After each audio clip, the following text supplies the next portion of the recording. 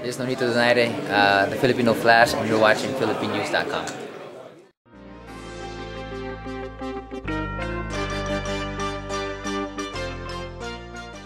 Ako po si Marlon Tapales.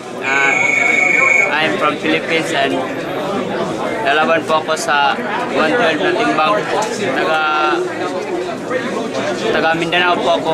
Tapos nagustuhan ko po ang boxing dahil sa aking mga magulang. Naging boxingero din sila dati, pero kaso nga lang wala mga big promoter, kaya ako lang nakapunta dito.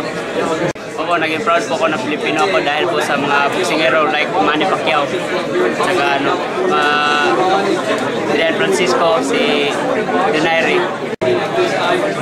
I like defensive. I like Jerry Peñalosa, my idol.